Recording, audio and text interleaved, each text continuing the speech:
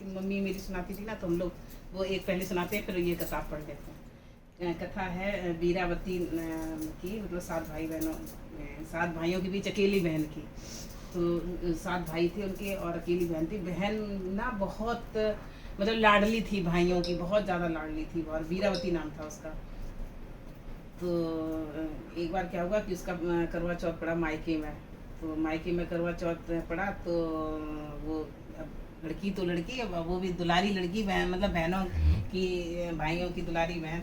तो परेशान रही, बोली कि अब हमसे बर्दाश्त नहीं हो रहा, बर्दाश्त नहीं हो रहा। तो उसके जो भाई थे ना, वो बोले कि मतलब हमें हमें भी नहीं बर्दाश्त हो रहा कि मेरी बहन ना भूख प्यास के मारे। तो उन भाइयों ने मिलके ना प्लान बनाया कि चलो हम लोग ना इसको दीपक दिखा देते हैं, चंद्रमा। पहले तो वो बोलते रहे चंद्रमा निकल आया निकल आया निकल आया, लेकिन वो मानी नहीं, फिर नहीं निकला। तो उसने कहा कि चलो कुछ जुगाड़ करते हैं। तो चलनी में दीपक को रख के, और अखेवर का पेड़, अखेवर पता नहीं आपको पता है कि नहीं, अखेवर का पेड़ होता है ना, बहुत ऊंचा होता है अखेवर का पेड़। बोले अखेवर के पेड़ के ऊपर चढ़ के, और वो उसमें झाड़ियाँ बहुत होती हैं, तो झाड़ियों के बीच में छुप गए उसके भाई, और उसमें चलनी में रखे दीपक। एक भाई मतलब चढ़ गया, बाकी सब चिल्लाने लगे कि बहन दी चंद्रमा निकल आया, चंद्रमा निकल आया, चंद्रमा निकल आया। तो उसकी अपनी भाभियों से उसने कहा कि भाभी चंद्रमा निकल आया, चलो पूजा कर लेते चल के। तो भाभी तो सब समझ गई, उनको तो सब पता था। तो बोली कि नहीं तुम ही करो जाके पूजा, ये चंद्रमा थोड़ी निकला है, ये तो ना तुम्हारे भाई लोग तुम्हें परेशान देख रहे हैं ना, इसलिए ऐसा कर रहे। तो बोली कि नहीं नहीं भैया झूठ क्यों बोलेंगे, देखो निकल आए चंद्रमा। बोली कि नहीं नहीं तुम करो जाके पूजा, हम तो नहीं करेंगे। बोली अच्छा ठीक है आप ना करो, हमारे तो भाई करने मतलब बोल रहे हैं, तो विश्वास था।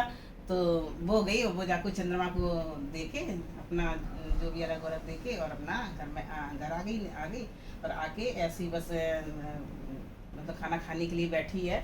तो जैसे ही उसने एक कौर मारा तो उसमें बाल निकला। तो उसने कहा कि भैया बाल निकला। दूसरा कौर लगाया तो उसमें कांटा निकला। उसने कहा कि कांटा निकला। तीसरा कौर जैसे ही उसने तोड़ा और खाने को चली, तो तब तक उसके ससुराल से संदेश आ गया कि तुम्हारी पति की डेथ हो गई और तुम चलो।